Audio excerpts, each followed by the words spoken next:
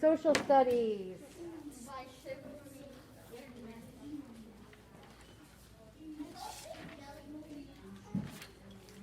All right, now I need everyone to start. It is time to focus. Yes, Owen. Oh. You didn't get a lunch. You didn't get the biography sheet? Yeah. Okay. We were looking at it. Oh, that's right. And then I forgot to give you the sheet. Sorry. What's up, rock, whatever, please. I do. Do you like the ones in Harry Potter? I have never had those. Oh my god. I would probably end up getting the earwax ones, like Dumbledore. Had some. All right, friends, we are going to talk now about not jelly beans, but latitude. Now, if you look at this globe, you see all these lines. Yeah. Do you actually see these lines when you look at the Earth? No. No, they are called lines of latitude. They are imaginary lines that run east and west around the globe. So if you look at the globe, you see how they're running east, west, west, east? Yeah. And then you have the North Pole, and you have the South Pole, which are the very end, are the very top and bottom of the Earth. And then there's that red line in the middle. So we'll talk about it. Does anybody know what that is? Ella. Yes. Yes. Now, if you are near or at the equator, is it hot or cold? Grayson. Grayson. It's hot Yeah. because that's where the sun goes closest. Yes. It's very, very hot. So the closer you are located to the equator, the warmer you're going to be. So the degree symbol in a very small circle after, wait, what did I just do? These lines measure distances in degrees. So you see on you see 60 degrees north, 45 degrees north is on your left side of your globe. 30 degrees north, 15 degrees north, 0. Where is the 0 at? We were just talking about. Christian. At the equator. And then 15 degrees south, 30 degrees south, 45 degrees south, 60 degrees south. And then we have the North Pole at the top and the south. Now, when you get to 60 degrees north and 60 degrees south, is that going to be warm or cold, Jeremiah? Cold? Yes. Why? Because we're further away from the what? The sun? Well, the equator. So you see that as it's the North Pole is measured in degrees, degree north, and then when you reach the equator, it goes degrees south. Yes, I have a comment about the equator. Yes. Amelia Earhart, she was trying to get as close to the equator as possible. Yes, that was her mission, right? Was that their mission when she was lost? Yeah. All right, the lines of latitude that runs around the middle of the Earth at 0 degrees is called the equator. It is halfway between the North Pole and the South Pole. You can see that. It's exactly halfway. It cuts the Earth in half. The other lines of latitude are measured in degrees north or south of the equator. So we have the equator, and then everything north of that is in degrees of north. Everything south is degree of south. So we're going to work on this together. Complete the section. What is the line of latitude that is halfway between the North Pole and the South Pole called? And then you're supposed to color this latitude red. What is that called? We were just talking about it. Halfway between the North Pole and the South Pole. What is that called? Tyson? The equator. So find the equator and color, if you have a red marker or a red anything, color it red. It is already red, so I don't know. Never mind. It's already red. What line of latitude runs through the middle part of South America? So find the South Pole. We'll find the equator, then find the South Pole, and those lines on of that half is the South Pole. So if you were to divide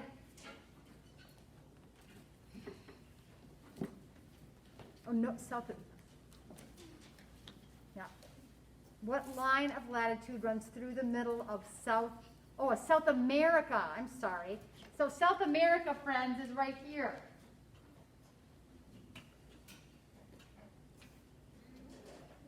So you look on the green part of your continent. Here is the United States. Right here. Here is South America. Right here. What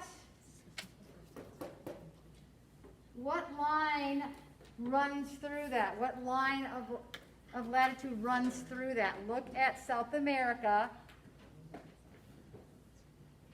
South America, not the South Pole, South America.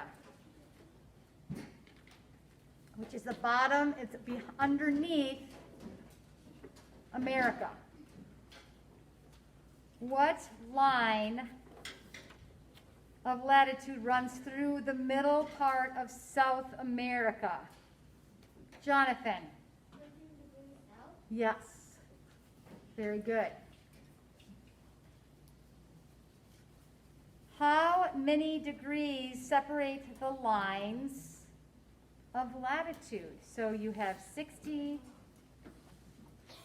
Let me see, get my glasses on. 60, 45, 30, 15.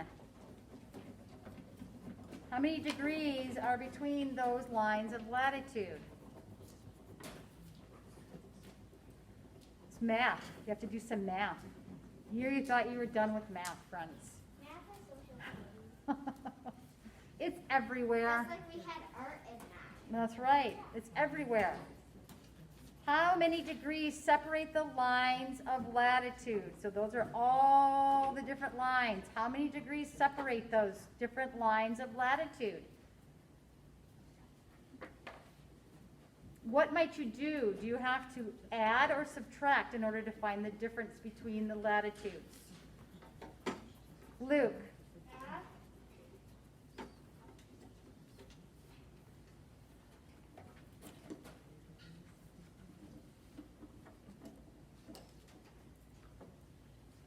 Cole. Yes. Do you know what the answer is? What is it? 15. Yes. Very good. 15 degrees separate the different latitudes. All right, so move to the bottom. Oh, we're going to study Montana and Idaho. So that's super fun. It also shows you where we are located on the map of the United States. See the little pink, see the little square with the map of the United States? The little pink area is what we're studying. I see Wisconsin too. All right, what two lines of latitude is Boise between? So find Boise. Boise, Idaho. There's also Boise, Montana. What is, Montana is above, Montana's above Idaho. It's in the green. What two lines of latitude is Boise between? So find Boise, and what two lines of latitude is it between?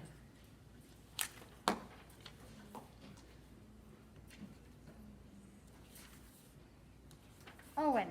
43 degrees north and 43 degrees north. Very good. That is correct. 43 degrees north and 44 degrees north. Does everybody see that? Yes. What line of latitude is nearest to salmon? Yum. I know. I love salmon. Sounds delicious. All right. What line of latitude is nearest to salmon? Jonathan. 45 degrees north. That is correct. 45 degrees north. Do you all see that? Sure.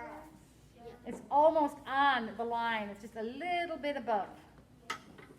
Only 1,800 yards. What city is nearest to 46 degrees north? What city is nearest to 46 degrees north?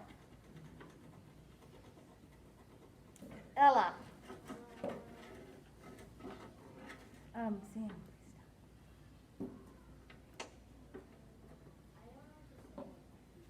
What does it start with? G, spell it.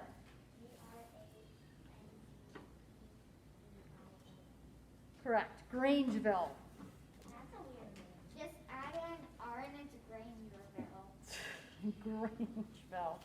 What city is nearest to 48 degrees north? 48 degrees north. Jeremiah. Yes, Sandpoint. Very good. All right, so if you were to look, so we're in degrees of north, so are we closer to the North Pole or the South Pole right now? North Pole. That's right. So when you see degrees N, that means we are in the north, above the equator, which is north. And if you look, do you think Idaho is cold or warm or moderate? Meaning it has 4 seasons, it's not going to be snowy and freezing cold all the time. It's in between, kind of similar to Wisconsin. Is it that way, or is it going to be, is it close to the equator, or is it closer to the North Pole? Christian? Closer to the North Pole? Yes, but if you look at if you can see the United States on the globe, it's not really close to the North Pole. So actually, if you look at Idaho, and if you go pretty much straight across, what do you hit? Wisconsin. Yes. So actually, Idaho is going to have a very similar climate as Wisconsin, except they have mountains. So the mountains are going to have more snow, correct? Because at the higher elevation. But basically, they are very much at the same area of the globe or of the earth that we are. So they're going to have very similar temperatures as we do, which is really weird to think of, isn't it? You think of Idaho, it's going to be cold. But it's really not. I always thought Colorado would have more snow than we do, but they don't. Just in the mountains. So the mountains are what makes the difference. All right. I feel as if we'll do that tomorrow. So this is what I want you to do, is I want you to get out your books, and I'm going to give you time to work on your wax museum. So at this time, you are working on your wax museum books, reading it, and starting research.